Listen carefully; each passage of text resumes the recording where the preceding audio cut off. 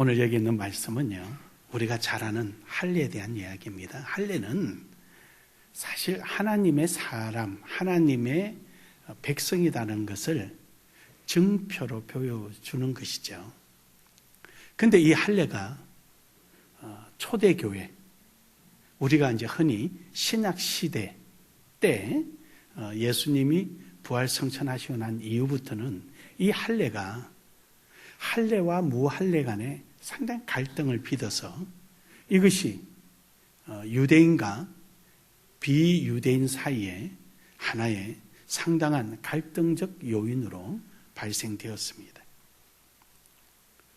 그런데 그것은 단순한 표면적인 얘기고, 이 할례가 가지는 것은 비기독교인이든 기독교인이든 또 유대인이든 아니면은 예수를 믿는 기독교인이든 할 것 없이 이 할례라는 것은 하나님과의 언약의 표징인데, 이것을 자기 입장에서 자기 편한 대로 해석하고 그것을 마치 하나의 의무, 책임, 또 권리인 양 착각하고 살아가는 이런 많은 갈등의 구조를 우리는 신약 성경에서 자주 접하게 되었습니다. 할례는 육체적 할례뿐만 아니라 우리의 신앙의 할례도 받아야 하는 것입니다. 육체적 할례 자체가 능력이 있는 것이 아니라 그 할례에 약속된 의미, 내용이 우리에게 필요한 것입니다. 역시 우리의 신앙도 이러한 올바른 신앙의 할례가 이루어져서 하나님과의 관계, 하나님과의 되어진 그 약속을 우리가 확인하며 살아가는 이러한 복된 신앙이 되기를 주의 이름으로 축복합니다. 해서 오늘 말씀의 제목을 신앙의 할례라라는 제목으로 함께 은혜를 나누기를 원합니다. 첫 번째로 신앙의 할례는 이 할례의 의미를 우리가 바르게 알아야 합니다. 할례의 의미는 여러 가지 의미가 있겠지만 애둘러서 한마디로 표현하면은 할례를 하나님의 소유다 이겁니다. 할례를 받은 사람은 모두가 하나님의 소유다. 하나님 안에 있다는 것이죠. 7절에 보면은 내가 내 언약을 나와 너 및 내 대대 후손의 사이에 세워 영원한 언약을 삼고 너와 내 후손의 하나님이 되리라 라는 거예요. 오늘 할례 받은 자만 끝나는 게 아니라 그 받은 자를 통하여서 대대 자자손손 대대 이르기까지 하나님의 소유가 되는 거예요. 내가 그들의 하나님이 되리라 이 말씀이. 지금은 조금 그 할례를 행하는 것이 조금은 변형됐지만 초대교회 시대 때나 그 이후에도 유대인들은 이 할례 의식을 굉장히 중요하게 생각합니다. 할례를 행하기 위해서는 출생한 지 8일 만에 할례를 행합니다. 거기는 여러 가지 의미가 있습니다. 신약적 의미는 새로 출발함이 8일이거든요. 그래서 안식일 끝나고 나면 안식 후 첫날 8일이에요. 그날 예수님이 부활하신 날이에요. 이런 이제 여러 가지 의미가 있지만 할례 시대 때로 본다면은 할례 시대 때로 8일이라는 의미는 뭐냐면은 절대 부정 기간이 끝난 날입니다. 무슨 말씀이냐면은 여자가 아이를 출산하면은요 절대 부정일과 일반 부정일로 둘로 나눠집니다.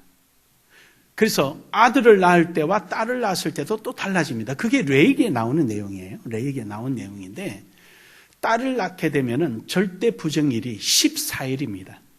그것은 생리학적으로 의학적으로 보면은 그 딸을 낳았을 경우에 출혈이 더 심하고 안정이 더 귀하기 때문에 그렇다라는 말을 하는데 저는 의사가 아니라서 병리학을 전공 안 해서 저는 잘 모르겠습니다. 거기에 대해서는. 다만 성경은 딸을 낳았을 때는 14일이 절대 부정일입니다. 절대 부정일은 밖에 출입을 할 수 없습니다. 집안에 가만히 있어야 됩니다. 그리고 일반 부정일은 80일이 됩니다. 80일이 돼야 이제 성전에 가서 예배를 할 수가 있고 사람들 만나서 축복합니다. 이런 악수도 할 수 있는 거예요.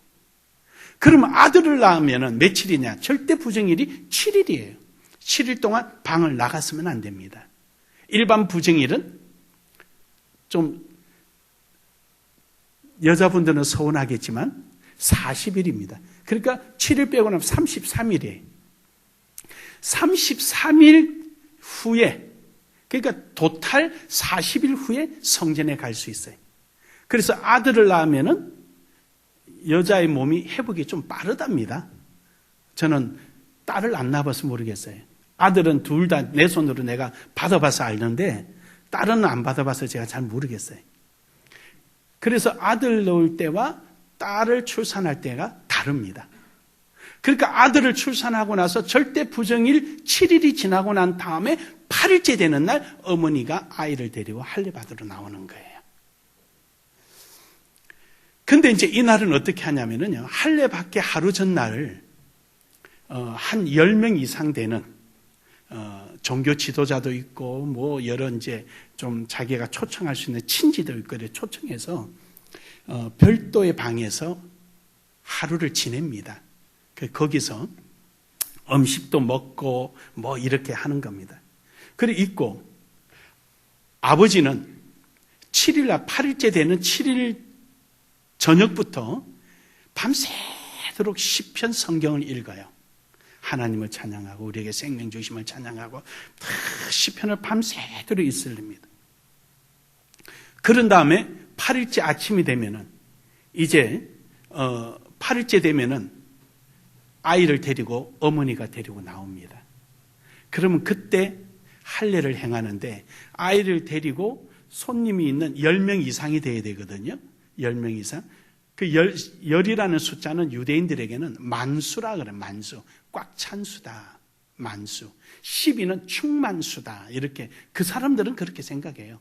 만수, 충만수, 완전수, 그 다음 배반수, 뭐 이렇게 그들만이 정하는 게 있어요. 코에 바람이 났다는, 화가 났다는 뜻이고, 그 눈을 크게 떴다는 것은 그들을 향하여 정우심을 바랬다. 아무튼 그들만이 가지는 뭐 그런 게 있어요. 그래서 10명 이상이 모여 있는데 이것을 두고 그들 말로 샬롬 지코스라 그래요. 살롬 지코스, 자코스라 그래요. 살롬 자코스. 살롬 자코스란 말은 애를 데리고 그 10명 있는 방에 들어가면은 축하합니다, 환영합니다, 평안합니다 이렇게 덕담을 해주는 것 때문에 샬롬 자코스라 이렇게 표현을 해요. 그래서 그 예식하고 나면은 아버지가 할례를 행하는 거예요, 아이를. 그런데 아버지 혼자 하기 힘들면은 어머니가 함께 합니다. 그래서 유일하게 여자가 이 성례식에 참여할 수 있는 권한이 할례입니다. 우리가 잘 아는 출애굽기에 보면은 모세가 애굽으로 갈 때 아들들을 할례를 행하지 않아 가지고 그의 아내 시보라가 아들들을 할례를 행해서 그 표피를 아버지 앞에 딱 던지면서 당신은 나의 피의 남편이라 이렇게 하잖아요. 그러니까 어머니가 행할 수 있는 거예요, 할례를. 근데 이제 주로 아버지가 하는데 어머니도 함께 거둘 수 있는 거예요. 그래서 이렇게 해서 함께 그 할례를 행하게 됩니다. 그러면 그 행하고 나면은 그때부터 잔치가 벌어지는 거예요. 왜냐? 이 아이가 이제 하나님께 속한 자가 되었다. 할렐루야. 하나님께 속한 자가 된 거예요. 그래서 이제부터 우리는 그 할례를 행하는 순간부터 하나님의 소유가 되었으니까 오늘 본문 말씀에 약속되어 있는 것처럼 하나님께서 이 자손에게 내가 너의 하나님이 되어주고 가나안을 너에게 너희 다 줄 것이며 내가 너의 열국의 아비가 되어줄 것이라. 할렐루야. 그런 약속이 이루어지는 거예요. 하나님께 소유가 됐다. 그래서 이제 아브라함이 나이가 99세 때 그가 하나님의 약속을 지키지 않고 있다가 몸종인 사라의 몸종인 하갈의 몸에서, 하갈이란 이름은요 도망자라는 뜻이거든요. 그런데 하갈의 몸에서 아이를 보았단 말이죠. 그 애가 이스마엘인데 이스마엘 나이가 13살 때 이 사건이 일어납니다. 그러면서 하나님 뭐라 그러시냐면 아브라함이라고 하지 말아라. 아브라함이란 말은 무슨 말이냐면요 고귀한 아버지. 고귀한 아버지라는 뜻이에요. 그러니까 그거는 아브라함 한 사람에게 지칭되는 말이거든요. 근데 하나님께서 이제 네가 할례를 행하고 이거 다 행하라. 그리고 이제부터 내가 너의 이름을 아브라함이라 하리라. 할렐루야. 이것은 아브람 한 사람에게 지칭하는 말이 아니고 열국의 아비, 모든 사람을 위한 존재가 되는 것입니다. 여러분도 여러분이 살아생전에 여러분이 발을 밟고 여러분이 상대하고 여러분이 주의 일을 위하여 힘쓰고 애쓰는 모든 자리에 어뜸이 되기를 주의 이름으로 축복합니다. 축복합니다. 여러분이 어뜸이 되길 바랍니다. 나 하나만 고귀한 사람은 끝나는 것이 아니라 아브라함처럼 나로 인하여 모든 사람에게 영향을 끼치는 이런 신앙인이 되기를 소망합니다. 소망합니다. 그래서 아브라함이란 이름이 이제 주어지게 됩니다. 그리고는 뿐만 아니라 아브라함을 통하여서 출생되는 모든 사람이 다 아브라함에게 주어지는 그 복을 다 주시겠다는 거예요. 여러분 때문에 주변이 복받기를 바랍니다. 여러분 때문에 여러분의 자녀들이 행복해지길 바랍니다. 그래서 하나님께서 이런 약속을 주시는데 여기서 이제 우리가 종말론적인 의미를 한번 생각해 볼 수가 있는 거예요. 종말론적인 의미. 하나님께서 구약에 3가지의 약속을 주셨어요. 언약을 주셨어요. 어떤 언약이냐? 때라는, 시간적 때라는 언약을 주셨는데 그게 홍수 때입니다. 어느 때 홍수가 날지 모르니까 너희는 방주를 만들어서 거기에 들어가 있어라 라는 홍수의 때를 주셔서 그 언약을 이루셨고요. 두 번째로는 공간적인 때, 즉 우주 공간적인 때를 주셨는데 그것이 노아에게 무지개를 띄워서 하나님께서 약속해 주셨고요.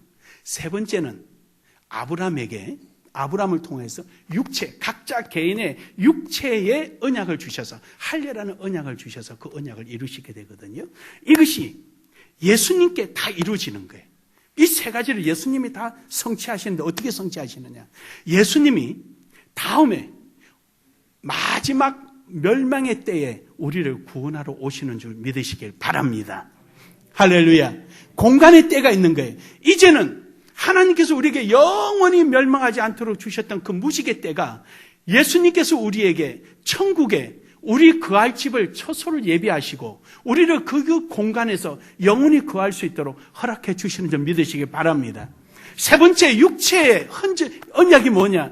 우리가 이제 내가 산 것은 내가 아니요 내 안에 사는 누구요? 예수 그리스도라. 할렐루야. 이제 우리는 이 속에 할례인 예수 그리스도의 할례가 우리 속에 이루어져 있는 거예요. 이 3가지 언약이 예수 그리스도를 통하여서 완성되어지는 것입니다. 믿습니까? 믿습니까? 참으로 놀라운 거죠.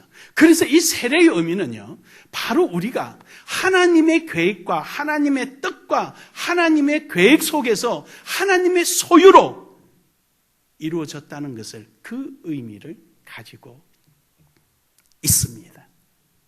오늘 여러분과 저는 이러한 신앙의 할례가 이루어지기를 주의 이름으로 축복합니다. 축복합니다. 그렇다면 두 번째로 우리는 할례의 목적이 뭐냐? 할례의 목적은 우리가 살아가는 것이 하나님을 신앙하는 삶을 살아가는 것입니다. 문제는 할례 받은 사람들의 문제 중에 하나가 유대인들의 문제가 뭐냐면은 종교인으로 살고 있더라는 것이죠. 종교인. 그래서 예레미야 선지자는요, 예레미야 4장 4절에 이런 말씀을 하세요. 유다인들아, 예루살렘에 사는 거민들아, 너희는 마음의 표피를 잘라라. 그리고 할례를 받아라. 만일 그리하지 아니하면 너희 죄악으로 말미암아 하나님께서 다 태워버리시리라. 불을 일으키리라. 그런데 그 불을 끌 자가 아무도 없다. 이미 할례에 대한 마음의 할례에 대해서는요, 이미 예레미야 선지자, 구약 선지자에 의해서 이미 말씀하고 있는 거예요. 우리의 심령이 육체의 할례가 아니라 마음의 할례, 마음의 표피를 잘라내고 할례를 받으라고 말씀하시는 거예요. 즉 너희는 종교인으로 살지 말고 신앙인으로 살아라. 할렐루야. 여러분, 우리가 주일날 그저 교회 오는 당신 종교가 뭡니까? 기독교인. 종교인으로 사는 것이 아니라 하나님의 소유로서 하나님을 신앙하며 살아가는 신앙인의 삶을 살 것을 요구하고 있는 것입니다. 골로새서 2장 11절에서도 역시 마찬가지입니다. 로마서에서도 너희가 마음의 육체 할례가 할례가 아니고 손으로 한 것이 할례가 아니다. 우리는 종교인이 아니라 우리는 정말로 하나님의 소유로서 하나님을 신앙하며 하나님을 바라보며 살아가는 신앙인이 되어야 하는 것입니다. 우리 모두 신앙인의 삶이 되기를 주의 이름으로 축복합니다. 축복합니다. 사도 바울은 그는 이미 종교인으로서의 삶을 살다가 예수 그리스도를 만나고 나서, 다시 말해서 그는 마음의 할례를 받는 그 순간 그의 신앙의 삶이 완전히 180도로 바뀌어서 신앙의 할례가 이루어지는 것입니다. 그는 유대인 중에 유대인이요 할례당 중에 할례당이었지만 그는 이제 더 이상 종교인의 삶이 아니라 오직 우리 주 예수 그리스도를 신앙하고 자기가 살든지 죽든지 뭘 먹든지 마시든지 하나님의 영광을 위하고, 그는 자기의 인생의 삶을 아직도 다 채우지 못한 십자가의 고난의 잔에 자기의 인생을 마저 채우기 위해서 하나의 번제물이 되고 제사의 제물이 되려고 힘써 달려갔던 신앙의 삶 말입니다. 그는 그러고도 하는 말씀이 나의 달려갔기를 달려가노니 그 이후에는 내게 하나님의 상급이 있다. 여러분, 그냥 막연한 소리입니까? 아닙니다. 그의 마음속에는 분명한 확신이 있었습니다. 하나님을 신앙함으로 인해서 그는 내일에 대한 소망이 분명했기 때문입니다. 그러기에 그는 여러분과 저에게 건면하지 않습니까? 내게만 있는 것이 아니다. 나눔의 교회 여러분에게도 있다. 그래요. 우리는 종교인으로서 내 의무를 다하는 삶이 아니라 신앙인으로서 오늘도 내게 주어진 하나님의 말씀의 약속을 붙들고 오늘도 살아가는 것이, 그것이 바로 진정한 신앙의 할례 받은 사람의 모습인 것입니다. 그렇다면 마지막으로 신앙의 할례 삶은 어떤 것입니까? 하나님의 사람으로서 하나님만을 의지하는 믿음의 삶이 우리 속에 있어야 하는 것입니다.